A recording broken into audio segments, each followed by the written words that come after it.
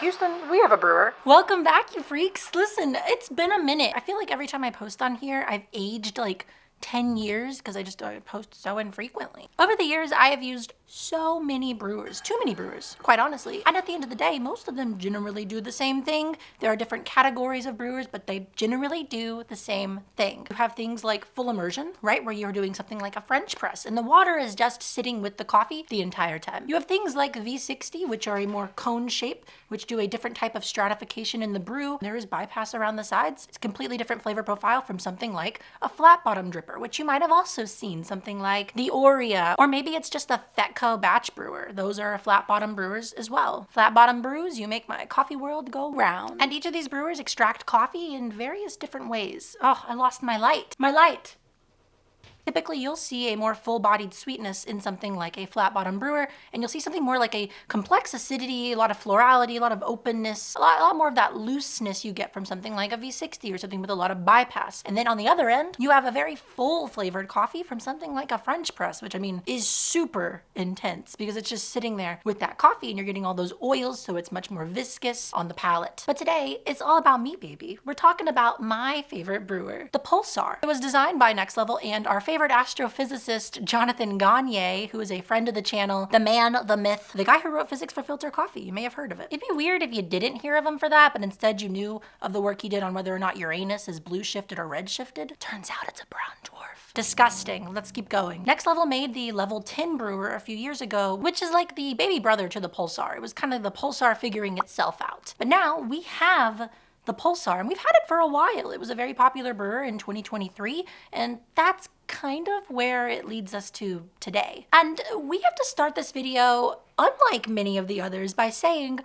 I'm completely biased here in that I helped them design this version of the Pulsar, and by design I just mean we picked out colors and did a theme. This is the me version. Look at that. That's my mug. They cartoonified me. Super weird. But my face is on the box, and I absolutely do get a commission for this project. So know that ahead. I'm not gonna lie to you, but I also like this brewer, and I'm collaborating with them. So you need to know that. I'd never lie to you, baby. I love you. So about a year and some change ago, I, on my own, made a video where I play an astronaut and I play the dispatcher, mission control from NASA. And essentially, we have a little cute back and forth, and it's about chasing the Pulsar into Earth's atmosphere because the one that was floating in orbit fell out of orbit. You gotta go watch the video. Honestly, that video maybe didn't get 1 million views. It got 5,000 views here on YouTube. But Next Level saw it and they really liked it. They appreciated the creativity and they wanted to collab. Growing up, I was a huge space fan. I really wanted to do something in the field of astronomy, and then I looked at how much work it was gonna be, and I'm a silly coffee person. That's who I am. Originally, it was supposed to be the NASA color scheme where the blue was gonna be the main base and the red would be the valve, but it didn't quite look right, so we kind of pivoted. And the reason I really liked the red too is because red is a reoccurring theme in my brand and on my channel. The red rugs, the red jackets, the red cups, and the changes to the brewer are purely aesthetic. With the base and the dispersion screen on top, you get a sharp, vibrant red. It is a little bit of a pinkish, vibrant red, so it almost has a neon glow to it. Just a very slight brightness to it. And then you have a blue valve, which reminds me of like Bionicles or those see-through Legos. It's actually a really cool blue. Also, you get a custom box that does have my face on it. That is me reaching out to grab the Pulsar, just like we do in the video, except in the video, the Pulsar is not red yet. This brewer is considered a no bypass brewer. And if you're not familiar, no bypass just means that all that water that's going on top of that coffee is going to touch coffee and pass through it. It's not going around anywhere. It's not gonna bypass the brew in any way whatsoever. And brewers like that are not new on the scene. They have existed for a few years now. We've seen them in the beginning of the 2020s with the Tricklet brewer, which was one of the first to pop out on the scene that had the shower head combo with the no bypass and really sold that concept to people. Though there were some caveats with it. It would have slower drawdown times. It could take up to 10 minutes for some brews. The Pulsar has little ridges inside of the base which prevent clogging, or at least prevent as much clogging and slow drawdown times as you would get on the Tricklet. But what sets this brewer apart is that it implements a flow control valve. And really, that's where the magic comes in. The flow control valve allows you to completely change the dynamics of your brew in live time. You can completely close the valve and treat your brew like a French press, or you can do long steeps for each individual segment of your brew, or you can keep that brew valve completely open and just treat it like a normal pour over with a really nice shower screen and a flatbed. It's honestly anything you like. The shower screen helps with lowering the agitation that happens to your coffee when you're brewing. Kettle agitation can sometimes cause clogging in your coffee, and it bumps up extraction. So if you can lower that and make it more gentle, you can end up getting away with grinding finer or pushing coffees for more extraction, doing more pulses. Sky's the limit.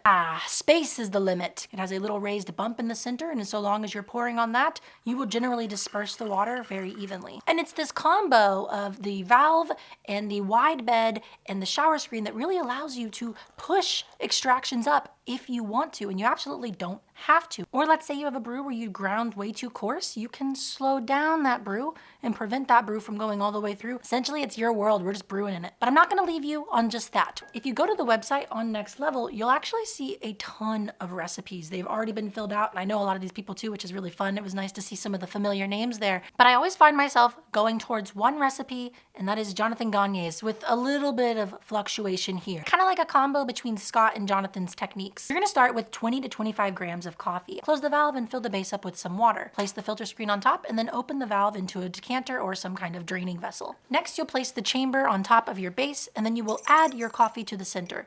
Give it a little bit of a wiggle and put the dispersion screen on top. We're gonna start with the valve completely open to prevent any bit of airlock that might happen from having a little bit of air in there should the valve have been closed. And if we're using a 20-gram dose, we'll bloom to 60 grams, give or take. Pouring directly in the center, and make sure that you're pouring with enough weight that it's not trickling down to one side. If you pour in individual spots of the cap, it will go through the cap in those spots. It could promote some inconsistencies. And as soon as you see the first couple drops, that's when you can begin to close the valve and trap that water in there with the rest of the coffee. This is where you can give it a swirl, or if you really want to go the extra mile, you can give it a wet WDT. Around 30 seconds to 1 minute, depending on your preference and the coffee, you can open the valve and begin to let it drain, and leave it open for the remainder of the brew, unless the brew does something weird. And brews do that sometimes, so keep an eye out. For my first pulse of water, I like to do 80 grams and get my total up to a 140, then add 100-gram pulses to follow, depending on if the brew column is draining fast or slow. If it's draining fast, I might break up those pulses. If it's draining slow, then I will stick to the original 2 or 3 pulses. The goal here is to keep the water column just about 1 centimeter to 2 centimeters above the surface of the coffee. Then, once it drains,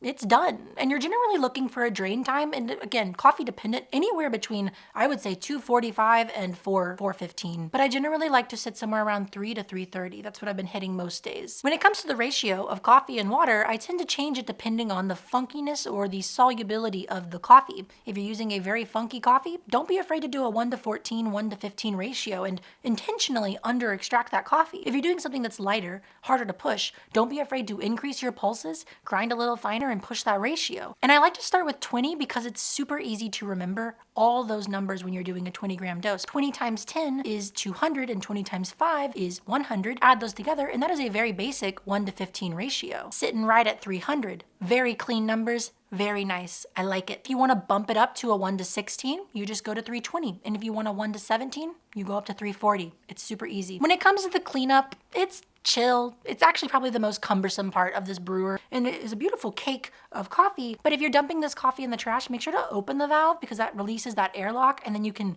more easily dump it. And I just like to poke the filter sometimes and it falls right out. Now, this is a limited run. I do not know how many they have left of these things, but we only made a certain amount.